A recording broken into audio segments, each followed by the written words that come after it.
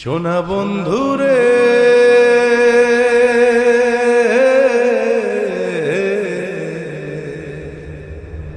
আমি তোমার নাম লইয়া কান্দি।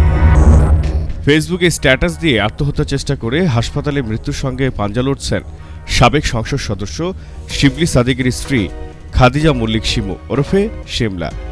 গত সোমবার বিকেলে বাবার বাড়ি হাকিমপুর শহরে অবস্থানকালে মাত্রাতিরিক্ত ঘুমের ওষুধ খেয়ে অসুস্থ হয়ে পড়লে স্বজনেরা তাকে রাত ৮টায় দিনাজপুরে জিয়া হার্ট ফাউন্ডেশনে ভর্তি করেন। বর্তমানে সেখানে তিনি নিবিড় পরিচর্যা কেন্দ্রে চিকিৎসাধীন।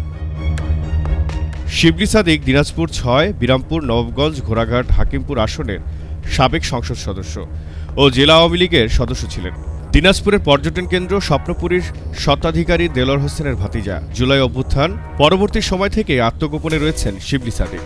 এরপর থেকেই তার দ্বিতীয় স্ত্রী খাদিজা মল্লিক হাকিমপুর উপজেলা শহরের সিপি রোড এলাকায় বাবু মল্লিকের বাড়িতে অবস্থান করছিলেন। ২০১৯ সালের ৮ জুন খাদিজা মল্লিকের সঙ্গে বিবাহ বন্ধনে আবদ্ধ হন শিবলি সাদিক। সোমবার সন্ধ্যায় জিয়া হার্ট ফাউন্ডেশনের নিবিড় পরিচর্যা কেন্দ্রের সামনে শিবলি সাদিকের মা সহ নিকটাত্মীয়দের ভিড় করতে দেখা যায়। আত্মহত্যা চেষ্টার আগে সামাজিক যোগাযোগ মাধ্যম ফেসবুকে খাদিজা মল্লিক তার খাদিজা শিমু পেজে একটি পোস্ট করেছেন। সেখানে লিখেছেন, আমি যথেষ্ট স্ট্রং ছিলাম, আল্লাহর প্রতি আমার অনেক ভরসা রয়েছে, কিন্তু এই মুহূর্তে বিশ্রামের প্রয়োজন। দীর্ঘ ৭ বছর ধরে আমার সঙ্গে হওয়া অন্যায় জুলুম আমি আর নিতে পারছি না।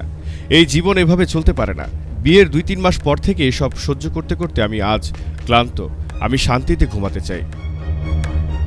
ফেসবুকে কয়েকজনের নাম উল্লেখ করে খাদিজা মল্লিক লিখেছেন, আমি যদি হেরে যাই, আমার হয়ে তোমরা তো সব জানো, সব প্রমাণ তোমাদের কাছেও আছে। তোমরা শিবলি সাদিককে ছেড়ো না। আমার সাথে হওয়া অন্যায় আমি আর মানতে পারছি না।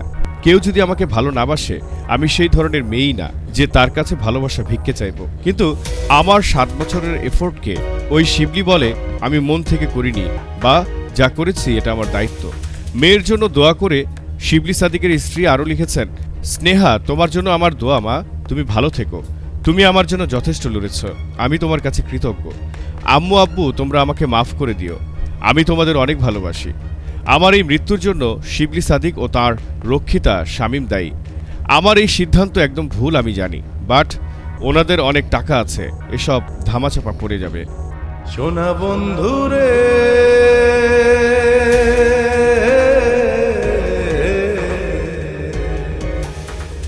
আমি তোমার নাম লইয়া কান্দি। খাদিজার পরিবার সূত্রে জানা যায়, বিগত কিছুদিন ধরে খাদিজা শারীরিক ও মানসিকভাবে অসুস্থ হয়ে পড়েছেন। দাম্পত্য জীবনে টানাপোড়েন চলছিল।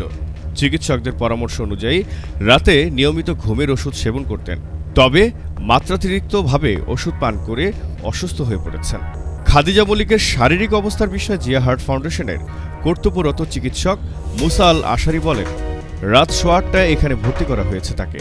বর্তমানে নিবিড় পরিচর্যা কেন্দ্রে আছেন, চিকিৎসা চলছে, তিনি স্ট্যাবল পর্যায়ে আছেন। উল্লেখ্য, ২০১১ সালে শিবলি সাদিকের সঙ্গে পারিবারিকভাবে সঙ্গীতশিল্পী মৌসুমী আক্তার সালমার বিয়ে হয়। পারিবারিক দ্বন্দ্ব ও বনিবনা না হওয়ার কারণে রাজধানীর ধানমন্ডিতে উভয় পরিবারের উপস্থিতিতে সমঝোতার মাধ্যমে তাদের বিচ্ছেদ হয় ২০১৬ সালে। এরপর ২০১৯ সালে খাদিজা মল্লিকের সঙ্গে দ্বিতীয় বিবাহ বন্ধনে আবদ্ধ হন শিবলি সাদিক।